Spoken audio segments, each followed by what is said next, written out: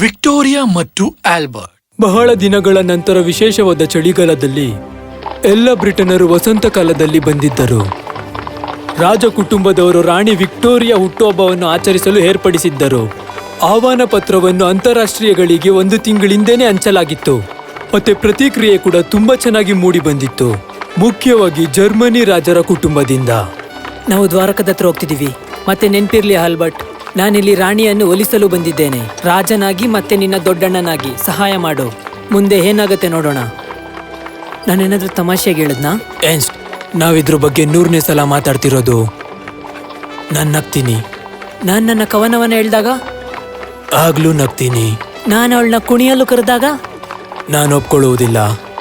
ನೋಡು, ನೀನ್ ಯಾವತ್ತಾದ್ರೂ ಯೋಚನೆ ಮಾಡಿದ್ಯಾ ಅವಳು ನಿನ್ನ ಇಷ್ಟಪಡೋದಿಲ್ಲ ಅಂತ? ತಮಾಷೆ ಮಾಡ್ತಿದ್ಯಾ? ನಾನು ರಾಜ ಮತ್ತೆ ಶ್ರೀಮಂತ. ಅವಳಿಗೆ ನನ್ನ ಒಪ್ಕೊಳ್ದಿರೋದಕ್ಕೆ ಸಾಧ್ಯ? ಅದವಳೇ ಇರಬೇಕು. ಬಾ ಸುಂದರಿ, ನಾನು ರಾಜ ಎನ್ಸ್ಟ್. ನಿಮ್ಮ ಹುಟ್ಟುಹಬ್ಬದ ಶುಭಾಶಯ ತಿಳಿಸಲು ನಾನು ಜರ್ಮನಿಯಿಂದ ಬಂದಿದ್ದೇನೆ. ಸುಸ್ವಾಗತ ಪ್ರಿನ್ಸ್ ಅರ್ಸ್ಟ್. ನಾನು ಹುಟ್ಟು ಹಬ್ಬಕ್ಕೆ ಕಿಂಗ್ಸ್ಟನ್ ಪ್ಯಾಲೇಸ್ಗೆ ಬಂದಿದ್ದಕ್ಕೆ. ನಿಮ್ ಪ್ರಯಾಣ ಚೆನ್ನಾಗಿತ್ತು ಅಂತ ಅನ್ಕೋತೀನಿ. ಹೌದು ಸುಂದರಿ, ಕಾಡಿನಲ್ಲಿ ಕರಡಿಯ ಜೊತೆ ತೊಂದರೆ ಆಯ್ತು ಅಷ್ಟೇ. ನಾನು ಹೇಳ್ದೆ ನಿನಗೆ ನಾನಿರೋ ಕಡೆ ಬಂದು ನನ್ನ ಗೌರವವನ್ನು ಹಾಳು ಮಾಡಿದರೆ ಉಳಿಸು ಅಂತ. ಅದು ಯಾರಾಗಿರ್ಬೋದು? Prince Albert. ಸುಂದರಿ, ನೀವು ತುಂಬಾ ಸುಂದರವಾಗಿದ್ದೀರಾ ಅನ್ನೋ ಸುದ್ದಿ ನಮ್ಮ ತನಕ ತಲುಪಿತು. ಆದ್ರೆ ನೀವು ನಮ್ಮ ಹೂವೆಗಿಂತ ತುಂಬಾ ಸುಂದರವಾಗಿದ್ದೀರಾ. ನಾವು ಕ್ಷಮಾಪಣೆ ಕೇಳುತ್ತೇವೆ ಸುಂದರಿ, ನನ್ನ ತಮ್ಮನ ಅಹಂಕಾರದ ವರ್ತನೆಗೆ. ಕ್ಷಮಾಪಣೆ ಬೇಡ. ನಿಮ್ಮಿಬ್ಬರಿಗೂ ಪಾರ್ಟಿಗೆ ಸುಸ್ವಾಗತ.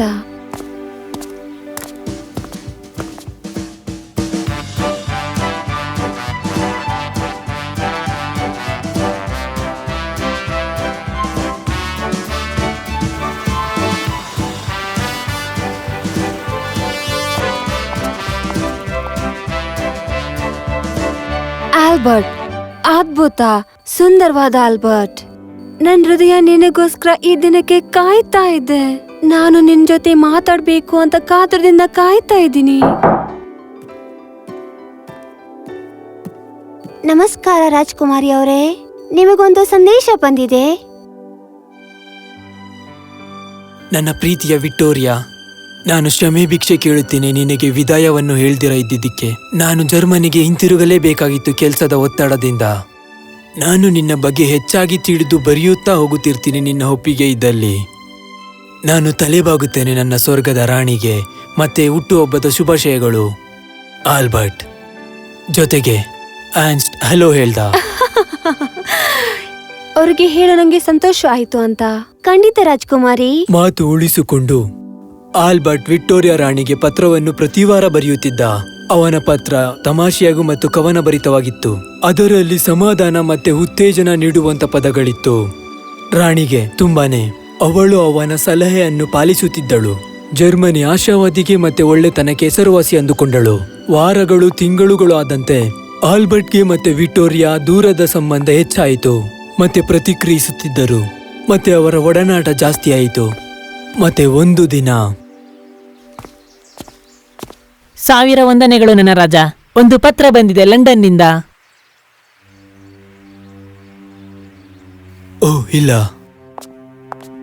ಅವರ ತಂದೆ ಸಾವಿನಿಂದ ಕಿಂಗ್ ವಿಲಿಯಂ 4 ವಿಕ್ಟೋರಿಯಾಳನ್ನು ರಾಷ್ಟ್ರಮಟ್ಟದ ನಿರ್ದಿಷ್ಟ ಬೆಳಕನ್ನು ಮಾಡಲಾಗಿದೆ. ಅವಳ 18ನೇ ವಯಸ್ಸಿನಲ್ಲಿ ಅವಳು ರಾಣಿಯಾದಳು. 1 ವರ್ಷದ ನಂತರ ವಿಕ್ಟೋರಿಯಾಗೆ ಪಟ್ಟಾಭಿಷೇಕ ಮಾಡಲಾಯಿತು ವೆಸ್ಟ್ ಮಿನಿಸ್ಟರ್ ಅಬೆನಲ್ಲಿ. ಅದು ಕೂಡ ತುಂಬು ಸಭೆಯಲ್ಲಿ.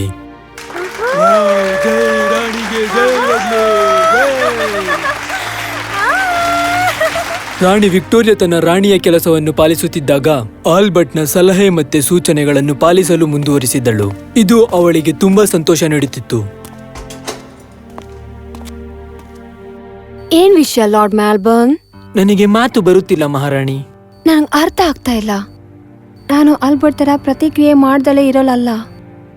ನನಗ್ ಗೊತ್ತು. ಅವರ ತಂದೆಯವರಿಗೆ ಸಂದೇಶ ಕಳಿಸು. ಮಹಾರಾಣಿ, ನಾನು ಯೋಚಿಸುತ್ತೇನೆ. ನಾನ್ ನಿನಗೆ ಯೋಚನೆ ಮಾಡಕ್ ಹೇಳಿಲ್ಲ ನನ್ನ ಲಾರ್ಡ್ ಮೆಲ್ಬರ್ನ್. ನಾನ್ ನಿನಗೆ ಮಾಡು ಅಂತ ಹೇಳ್ತಾ ಇದ್ದೀನಿ. ನನ್ನ ಆಲ್ಬರ್ಟ್ ಕಣ್ಣಿಂದ ಕೇಳ್ಬೇಕು. ನಿಮ್ಮ ಅಪ್ಪಣೆ ಅಂತೆ ಮಹಾರಾಣಿ.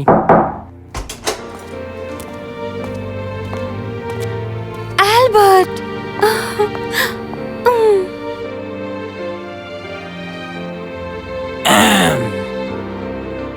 ನಿಮ್ಮನ್ನು ನೋಡಿ ತುಂಬಾ ಖುಷಿ ಆಯ್ತು ಪ್ರಿನ್ಸ್ ಆಲ್ಬರ್ಟ್. ದಯವಿಟ್ಟು ಒಳಗಡೆ ಹೋಗಿ. ಜರ್ಮನಿಯಿಂದ ಏನ್ ಸುದ್ದಿ? ರಾಜ್ಯದ ಕೆಲವು ಒಡನಾಟಗಳನ್ನು ಚರ್ಚಿಸೋದಿಕ್ಕೆ ಬಂದಿದ್ದೇನೆ ಮಹಾರಾಣಿ. ಖಂಡಿತ ಖಂಡಿತ.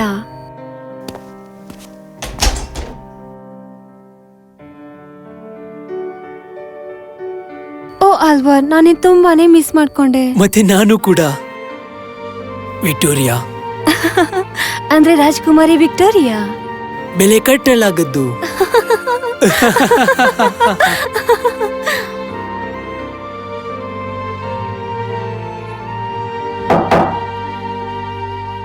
ಮಧ್ಯಾಹ್ನದ ಟೀ ತಯಾರಾಗಿದೆ ರಾಣಿ. ಅತಿಥಿಗಳಿಗೆ ಹೆಚ್ಚಿನ ಆಹ್ವಾನ ಸಿದ್ಧಪಡಿಸಿ. ನಾನು ಆಗಲೇ ಅದನ್ನು ಏರ್ಪಡಿಸುತ್ತಿದ್ದೇನೆ.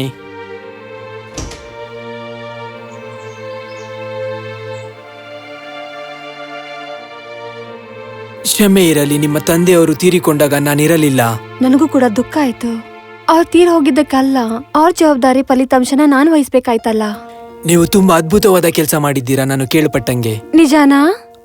ಹೌದು. ನೀವು ನನ್ನ ಬಗ್ಗೆ ಏನ್ ಕೇಳ್ಪಟ್ರಿ ಹೇಳಿ ಅದನ್ನ. ನಿಮ್ಮ ಸಂಪೂರ್ಣ ಬ್ರಿಟಿಷ್ ಆಡಳಿತದ ವಿಷಯಗಳ ಬಗ್ಗೆ. ಅವುಗಳನ್ನ? ಕನಿಷ್ಠ ಒಬ್ಬ ಜರ್ಮನ್ ಕಡೆಯಿಂದ. ನಾನು ನಿಮ್ಮನ್ನ ಏನು ಕೇಳ್ಬೋದಾ ಆಲ್ಬರ್ಟ್? ಖಂಡಿತವಾಗ್ಲು. ನೀವು ನನ್ನನ್ನ ಮದ್ವೆ ಆಗೋದ್ರ ಬಗ್ಗೆ ಏನ್ ಹೇಳ್ತೀರಾ? ಮದ್ವೆನಾ? ಹೌದು. ಒಳ್ಳೇದು. ನಮ್ಮಿಬ್ಬರಿಗೂ ಗೊತ್ತು, ಒಬ್ಬ ಸಾಮಾನ್ಯ ಪ್ರಜೆ ರಾಣಿಯ ಕೈ ಹಿಡಿಯೋದು ಸುಲಭವಲ್ಲ. ನಾನು ಆತರ ಹೇಳಿಲ್ಲ ಆಲ್ಬರ್ಟ್. ಓ, ನೀನ್ ನನ್ನ ಒಪ್ಪಿಗೆಯನ್ನು ಕೇಳಿದ? ಹೌದು, ನೀನು ಒಪ್ಕೋತೀಯಾ ಅಂತ ಕೇಳ್ತಾ ಇದ್ದೀನಿ. ನಾನು ಅದ್ರ ಬಗ್ಗೆ ಯೋಚನೆ ಮಾಡ್ಬೋದಾ? ಖಂಡಿತವಾಗ್ಲು ನೀವು ಅದ್ರ ಬಗ್ಗೆ ಯೋಚನೆ ಮಾಡ್ಬೋದು. ಸರಿ, ನೀನು ಈ ರೀತಿ ಹೇಳಿರೋದಕ್ಕೆ ಅದು ಹೌದು ಅಂತನಾ? ಇಲ್ಲ, ಇದು ಖಂಡಿತವಾಗ್ಲೂ ಹೌದು ಅಂತ.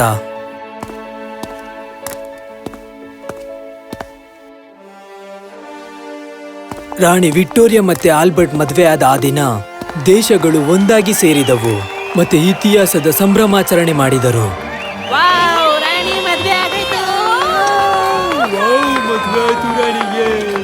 ರಾಜ್ಯದ ಮುಖ್ಯಸ್ಥರು ಶುಭ ಕೋರಿದರು. ಒಳ್ಳೆ ಮಾತುಗಳು ಮತ್ತೆ ಧೈರ್ಯವನ್ನು ಹೇಳಿದರು ಹೊಸದಾಗಿ ಮದುವೆಯಾದವರಿಗೆ. ಇವರಿಬ್ಬರು ನವದಂಪತಿಗಳು ತಮ್ಮ ಕೆಲಸ ಕಾರ್ಯವನ್ನು ಮೊದಲಿನಂತೆ ಪ್ರಾರಂಭಿಸಿದರು. ರಾಜ್ಯದ ಕೆಲಸಗಳನ್ನು.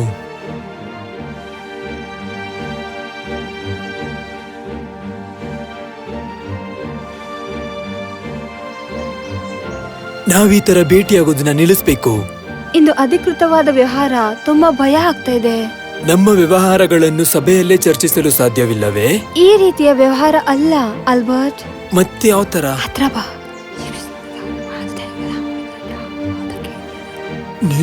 ನೀನು ನಾನ್ ತಾಯಿ ಆಗ್ತಾ ಇದ್ದೀನಿ. ಇದು ಅದ್ಭುತ.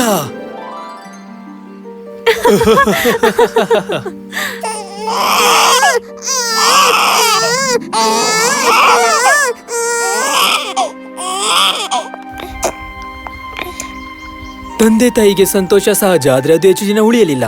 ತುಂಬಾ ಮಕ್ಕಳು ಆಗುವವರೆಗೂ ಅವರು ಬಕಿಂಗ್ಹಮ್ ಪ್ಯಾಲೇಸ್ನ ಹಾಲ್ವರೆಗೂ ಬರುತ್ತಿದ್ದರು.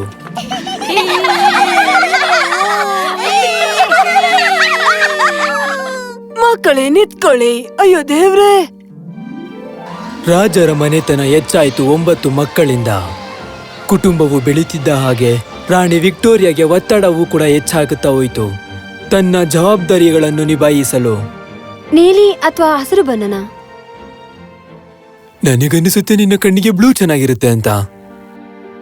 ನೀನಿಲ್ದೆ ನಾನೇನ್ ಮಾಡ್ತಿದ್ದೆ ಆಲ್ಬರ್ಟ್? ನೀನು ಸುಂದರವಾದ ಮತ್ತು ಬುದ್ಧಿಶಾಲಿ ಧೈರ್ಯಶಾಲಿಯಾದ ಹೆಣ್ಣು. ನನಗೆ ಅನ್ಸುತ್ತೆ ನೀನು ಎಲ್ಲವನ್ನು ನಿಭಾಯಿಸುತ್ತೀಯಾ. ನನಗನ್ಸಲ್ಲ. ನಾನು ನಿಮ್ಮ ಜೀವನವನ್ನು ದುಃಖ ಮತ್ತು ನಿರಾಸೆ ಮಾಡುತ್ತೇನೆ ಎಂದು ಭಯವಾಗುತ್ತಿದೆ. ಇರ್ಲಿ, ಈ ತರ ಮಾತುಗಳನ್ನು ಮತ್ತೊಮ್ಮೆ ಮಾತಾಡುವ ಅವಶ್ಯಕತೆ ಇಲ್ಲ.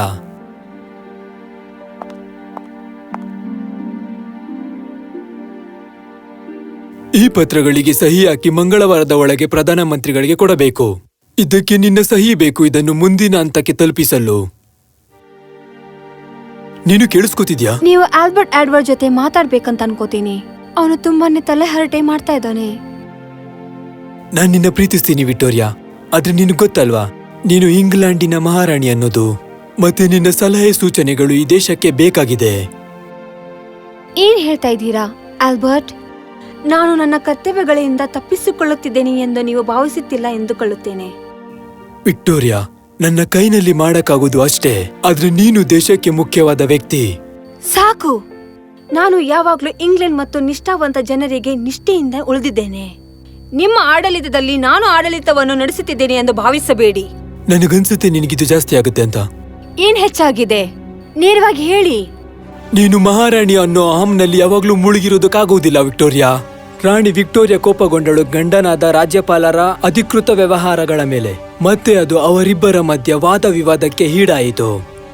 ಆದರೆ ಅವರ ಪವಿತ್ರವಾದ ಪ್ರೀತಿ ಎಲ್ಲವನ್ನೂ ಹಿಂದಿಕ್ಕುತ್ತಿತ್ತು. ತಮ್ಮ ಕುಟುಂಬಕ್ಕೆ ಮತ್ತೆ ದೇಶಕ್ಕೆ ಮಾದರಿಯಾದರು. ಅದು ಪ್ರೀತಿ ಮತ್ತೆ ಕೆಲಸ ಇಬ್ಬರ ಒಡನಾಟದಿಂದ ಆಗಬೇಕೆಂದು.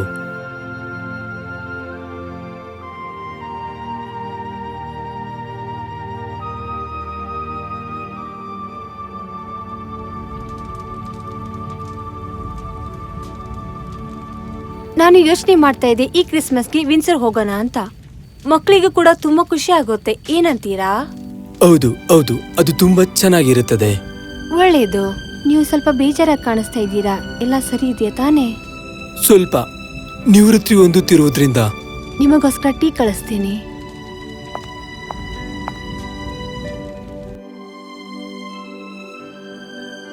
ಸಾವಿರದ 1861 ಕ್ರಿಸ್ಮಸ್ ಹತ್ರ ಬರ್ತಿದ್ದಂಗೆ ಆಲ್ಬರ್ಟ್ನ ಆರೋಗ್ಯ ಕೆಡುತ್ತಾ ಬಂತು. ಮತ್ತೆ ಅದು ತೀವ್ರವಾಯಿತು.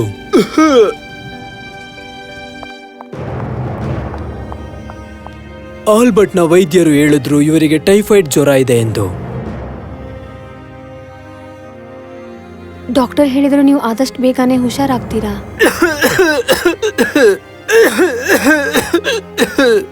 ವಿಕ್ಟೋರಿಯಾ,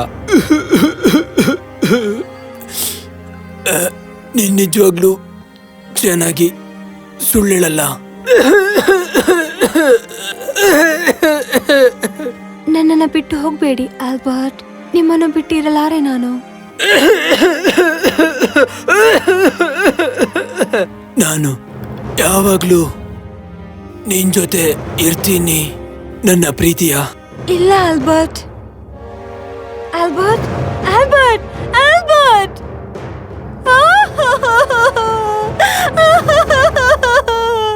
ಆಲ್ಬರ್ಟ್ ಸತ್ತ. ಮತ್ತೆ ಸಂಬಂಧಿಕರು ಗುಂಪು ಕಟ್ಟಿದರು.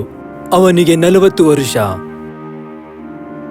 ಇಡೀ ದೇಶವೇ ಬೇಸರಗೊಂಡಿತ್ತು ವಿಕ್ಟೋರಿಯಾ ರಾಣಿಯನ್ನು ಕಂಡು. ಅಂಗಡಿಗಳು ಮುಚ್ಚಿದವು. ಎಲ್ಲರೂ ಬೇಸರದಲ್ಲಿದ್ದರು ಮತ್ತೆ ಬಾವುಟವನ್ನು ಅರ್ಧ ಹಾರಿಸಿದ್ದರು. 1861 ಕ್ರಿಸ್ಮಸ್ ಇಂಗ್ಲೆಂಡೇ ತುಂಬಾ ಬೇಸರದಲ್ಲಿ ಆಚರಿಸಿತು. ಅಂದಿನಿಂದ ವಿಕ್ಟೋರಿಯಾ ರಾಣಿ ಕಪ್ಪು ಬಟ್ಟೆಯನ್ನು ಧರಿಸಲು ಪ್ರಾರಂಭಿಸಿದಳು. ತನ್ನ ಪ್ರೀತಿಯ ಗಂಡ ಸಾವಿನ ಕಾರಣದಿಂದ. ಆಲ್ಬರ್ಟ್ನ ಸಾವಿನ ಘಟನೆಯಿಂದ ಪ್ರತಿಯೊಬ್ಬರ ತಲೆಯಲ್ಲಿ ಓಡುತ್ತಿದ್ದ ಪ್ರಶ್ನೆ ಏನೆಂದರೆ, ಮುಖ್ಯವಾಗಿ ಸರ್ಕಾರದವರ ತಲೆಯಲ್ಲಿ, ರಾಣಿ ಇದನ್ನೆಲ್ಲ ಹೇಗೆ ನಿಭಾಯಿಸುತ್ತಾಳೆ ಎನ್ನುವುದು.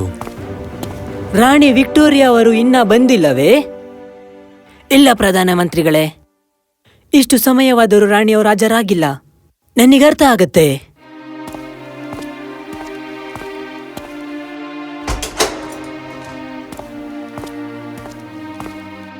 ನನ್ನನ್ನು ಕ್ಷಮಿಸಿ ಪ್ರಧಾನಮಂತ್ರಿಯವರೇ. ಇವತ್ತು ರಾಣಿ ಅವರಿಗೆ ಹುಷಾರಿಲ್ಲ ಅನ್ಸುತ್ತೆ. ನಿಮಗೆ ಬೇಜಾರಿಲ್ಲ ಅಂದ್ರೆ ನಾಳೆ ಬರ್ಬೋದಾ? ನಾನು ಹೇಳಿದೆ ಯಾರು ತೊಂದರೆ ಕೊಡಬಾರ್ದು ಅಂತ. ಕ್ಷಮಿಸಿ ಮಹಾರಾಣಿ. ಆದ್ರೆ ಏನು? ನಾನು ರಾಣಿ. ನೀ ನನ್ನ ಮಾತು ಕೇಳಲೇಬೇಕು. ಹೌದು, ನೀವು ರಾಣಿ ಮಹಾರಾಣಿಯವರೇ. ಮತ್ತೆ ತುಂಬಾ ಮುಖ್ಯವಾದ ಕೆಲಸಗಳು ನಿಮಗಾಗಿ ಕಾದು ಕುಳಿತಿವೆ. ಸಾಧ್ಯವಿಲ್ಲ ಜಾನ್. ನಿಮ್ಗಾಗತ್ತೆ, ನೀವು ಮಾಡ್ಲೇಬೇಕು ರಾಣಿ. ಹೇಗೆ ಹೇಳು? ಹೇಗೆ? ನಾನು ಎಲ್ಲವನ್ನು ಅವರ ಮೇಲೆ ಅವಲಂಬಿಸಿದ್ದೆ. ಅವ್ರನ್ನ ಬಿಟ್ಟು ನಾನು ಏನು ಮಾಡೇ ಇಲ್ಲ. ನಾನು ಸುಖವಾಗೇ ಇದ್ದೆ. ಯಾವುದೇ ತರ ಪ್ರಿಂಟ್ ಅಥವಾ ಫೋಟೋಗ್ರಾಫ್ ತಗೊಂಡೇ ಇಲ್ಲ. ಅವರ ಅನುಮತಿ ಇಲ್ಲದೆ ಯಾವುದೇ ನಿರ್ಧಾರ ನಾನು ತಗೊಳ್ತಾ ಇರ್ಲಿಲ್ಲ. ನಾನು ಹೇಗೆ ಜೀವನ ಮಾಡ್ಲಿ? ನಾನು ಈ ಕಷ್ಟದ ಸಮಯ ಹೇಗೆ ಕಳೀಲಿ? ಈ ರಾಜ್ಯವನ್ನು ಒಬ್ಳೆ ಹೇಗೆ ನಡೆಸ್ಲಿ? ನನಗ್ ಗೊತ್ತು ಇದು ಕಷ್ಟವಾಗುತ್ತೆ ಸದ್ಯಕ್ಕೆ, ಆದ್ರೆ ದೇಶಕ್ಕೆ ನೀವು ಬೇಕು.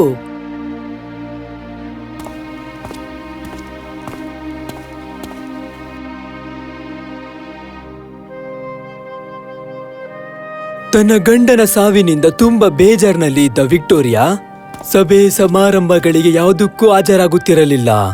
ಅದರ ಬದಲಾಗಿ ರಾಣಿ ವಿಕ್ಟೋರಿಯಾ ತನ್ನ ಗಂಡನ ನೆನಪನ್ನು ನೆನೆದು ಕೊರಗುತ್ತಾ ಇದ್ದಳು. ಕೆಲವು ದಿನಗಳು ಕಳೆದಂತೆ ರಾಣಿ ವಿಕ್ಟೋರಿಯಾಳ ಸಾಮಾಜಿಕ ಜೀವನವನ್ನು ಕಂಡು ಬ್ರಿಟಿಷರು ಬೆದರಿದ್ದರು. ಅವರಿಗೆ ಆದ ಅವಮಾನಗಳನ್ನು ಜನ, ಕುಟುಂಬದವರು ಮತ್ತೆ ಮಾರ್ಗದರ್ಶಿಗಳು ಅನುಭವಿಸುತ್ತಿದ್ದರು. ವಯಸ್ಸಾಗುತ್ತಿದ್ದಂತೆ ರಾಣಿ ವಿಕ್ಟೋರಿಯಾ ಆಜ್ಞೆ ನೀಡಿದಳು, ತನ್ನ ಗಂಡನ ಉಡುಪುಗಳು ತನ್ನ ಪಕ್ಕದಲ್ಲೇ ಇರಬೇಕು ಸಾಯುವ ಕಾಲದಲ್ಲಿ ಎಂದು. ಆಲ್ಬರ್ಟ್, ವಿಕ್ಟೋರಿಯಾ, ನೀನು ನನಗೆ ತುಂಬಾ ನೆನಪಾಗ್ತಾ ಇದ್ಯಾ? ನನಗೊತ್ತು. ಬಾ, ನಾವು ಮಾತಾಡೋದು ತುಂಬಾನೇ ಇದೆ. ರಾಣಿ ವಿಕ್ಟೋರಿಯಾಳ ಸಾವು ವಿಕ್ಟೋರಿಯಾದ ಕಾಲವನ್ನು ಮುಗಿಸಿತು. ಮತ್ತೆ ತನ್ನ ದೊಡ್ಡ ಮಗನಾದ ಬ್ರೇವ್ಟಿಗೆ ಕಿಂಗ್ ಹಡ್ವನ್ 7 ಆಗಿ ಘೋಷಿಸಿದಳು. ಕ್ವೀನ್ ವಿಕ್ಟೋರಿಯಾ ತನ್ನ ಗಂಡನ ಸಮಾಧಿಯ ಪಕ್ಕದಲ್ಲೇ ಸಮಾಧಿಯಾದಳು. ಬ್ರಿಟಿಷ್ ಮಾನರ್ಕಿಯಲ್ಲೇ ತುಂಬಾ ಹೆಸರುವಾಸಿಯಾದ ಪ್ರೀತಿಯ ಕತೆ ಇವರಿಬ್ಬರದು.